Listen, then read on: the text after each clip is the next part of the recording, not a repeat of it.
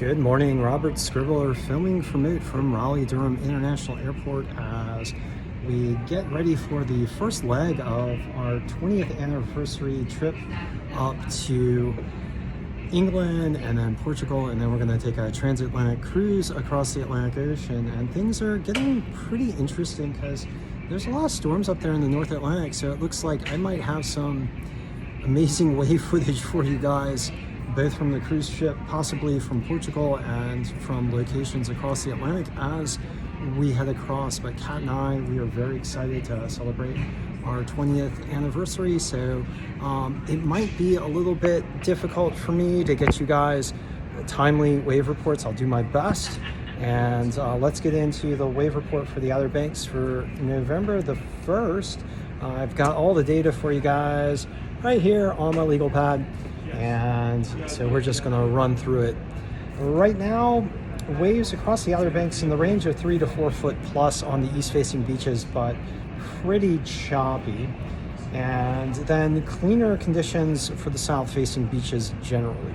So typically I start out with Virginia Beach to our north, and right now conditions in Virginia Beach are 2 foot plus and choppy. At Nags Head, we've got 3 to 4 foot waves, choppy conditions with a north swell coming in at 7 seconds and 6 feet. So a pretty heavy swell out of the north there. It's going to be rough with some strong side shore current in Nags Head. Those northwest winds are coming in really strong at 25 miles per hour. Much cooler this morning at 51 degrees Fahrenheit in Nags Head. Ocean water temperature still hanging in there at 66. And for the east-facing beaches, we are looking at high tides this morning between 10 and 11 in the morning, and then low tides this evening between 5 and 6 in the evening time. Further to the south at Rodanthe, we've got 3 to 4 foot plus waves and choppy conditions, also with strong side shore current. That north swell coming in at 6.4 foot in 7 seconds.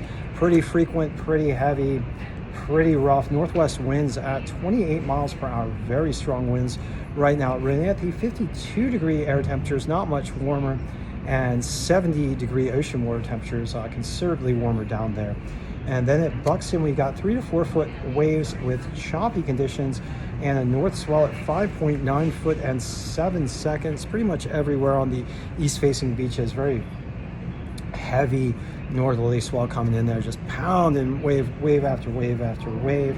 Northwest winds at 29 miles per hour. Might have some gale force gusts there at Buxton. Air temperatures also 52 degrees. Ocean water temperatures considerably warmer with 72 degree waters. Northeast winds came and blew in the Gulf Stream, and so we've got those warmer waters down there in Buxton right now.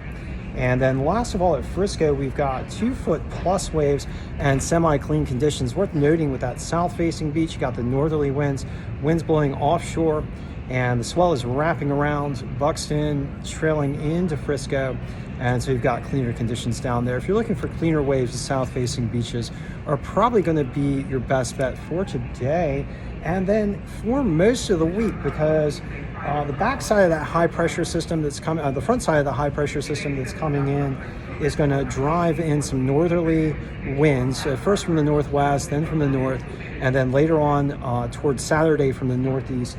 And this is going to contribute to very choppy conditions for the east-facing beaches. But for the south-facing beaches, things look semi-clean to clean for the coming week. Now, by Sunday, winds are expected to calm down and generally cleaner wave conditions across the Outer Banks on Sunday. Okay, so that information provided by the Wave Watch 3 models and the Global Forecast System model. And looking at the National Weather Service and the National Hurricane Center, we did have a strong front just sweep through the Outer Banks, and that one's pushing offshore. We've got a high pressure system building in with those cooler temperatures and strong northerly winds.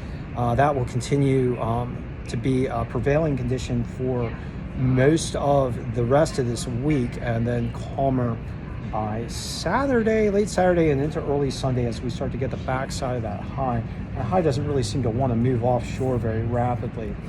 National Hurricane Center is monitoring a disturbance in the Caribbean Sea. This system Does look rather disorganized at present, but does have a 50% chance of developing into a tropical cyclone over the next 7 days. That thing looks like it's heading towards Central America, so it might turn into a tropical storm or a hurricane, then slam into Central America, or it might just be a bunch of clouds and rain squalls that just run into Central America. We'll see.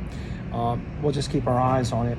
And then last of all, since I'm heading to the UK and Portugal and to the North Atlantic, we're going to include a North Atlantic weather picture. And right now there are a series of very, very powerful low pressure systems up in the North Atlantic.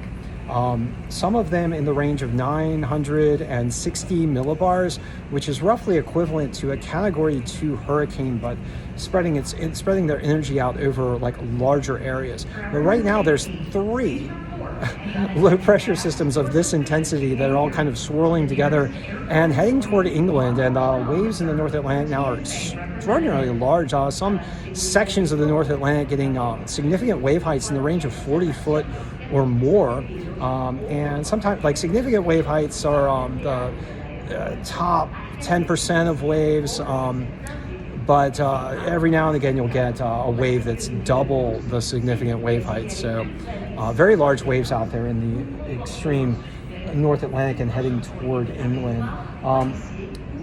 So we're likely to see some rather large waves as we get into Portugal, and I might be able to film some of these waves from the coastline in Portugal, from the cruise ship, and from our destinations, if we continue to get a series of strong storms in the North Atlantic that push a tall swell towards some of the destinations that we're headed toward. One of them is Madeira, another section is the Azores, and the Azores is well known as almost like the Hawaii of the Atlantic Ocean. It's not as well known as Hawaii, but it does get quite the swell. All right, so thank you for joining me for this session of the OBX Wave Report. And I will be back with you shortly. Very excited to get on board with the anniversary trip, and it's just going to be wonderful. Hopefully we'll be able to provide you these reports in a timely fashion.